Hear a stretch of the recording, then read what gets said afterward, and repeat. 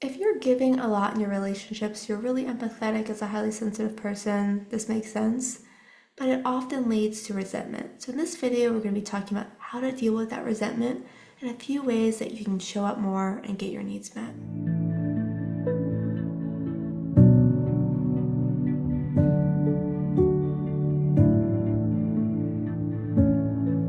Why are HSPs often feeling resentful in their relationships?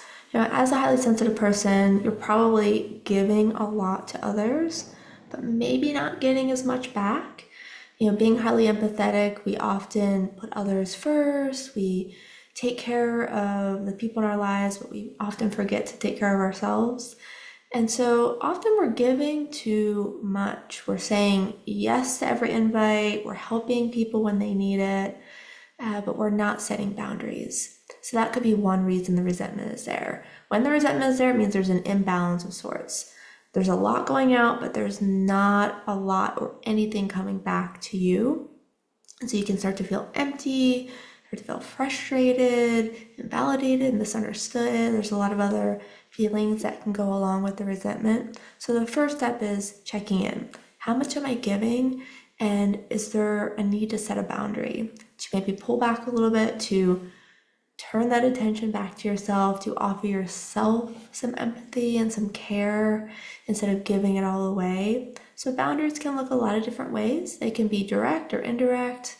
You can flat out say no to invites and to helping folks as much as you are, or you can compromise a bit. Maybe you're still helping, you're still supporting, but doing it a little bit less.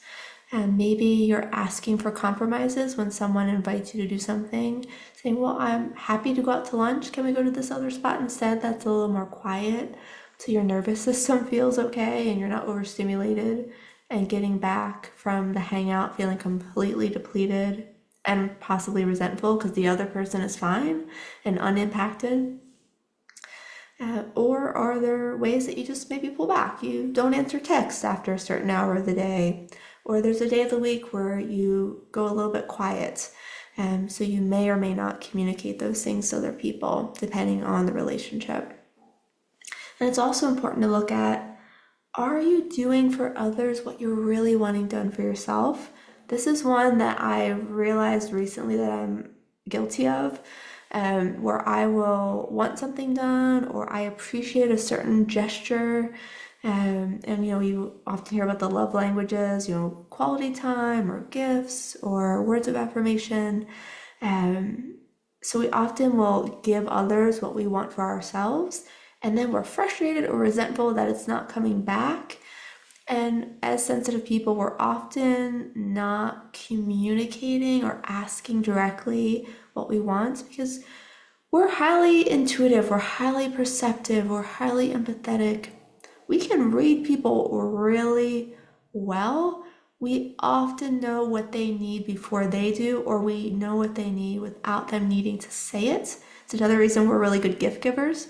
We're really good at intuiting what people want. We pick up on those little hints. However, not everyone else is as capable of doing that. Even if someone's highly sensitive, if they're overstimulated, if they're burned out, they're stressed, they're sick, they're not going to have access to that same capacity to notice. So that's another thing you could do in addition to setting boundaries, is checking in. How am I giving? Not just how much, but in what way am I giving? And is there opportunity there to maybe ask for something? Instead of doing something hoping someone catches on, can I ask directly, or even just even a little bit more directly, being a little bit more explicit about what I need instead of waiting for the other person to notice, because it may not happen. And another reason that you may be feeling resentful in your relationships, feeling that imbalance, is that you're feeling misunderstood. When you're not able to ask for your needs or not actively asking for your needs met, or used to giving so much and the relationships maybe become a little bit one-sided, it's easy to feel invalidated, to feel missed, and to not feel cared for. And in absence of care, resentment just starts to explode. right? It's just fuel to the fire. And so this is another reason to see if you can take up a little bit more space in the relationship. Making a request. Hey, I'd really like to talk about this. Or I had a really hard day. Do you have any space so I can process this? Or I'm feeling pretty anxious today. Can we just have a night in on the couch?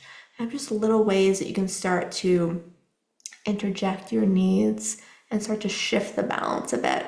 Because not everyone notices when there's an imbalance.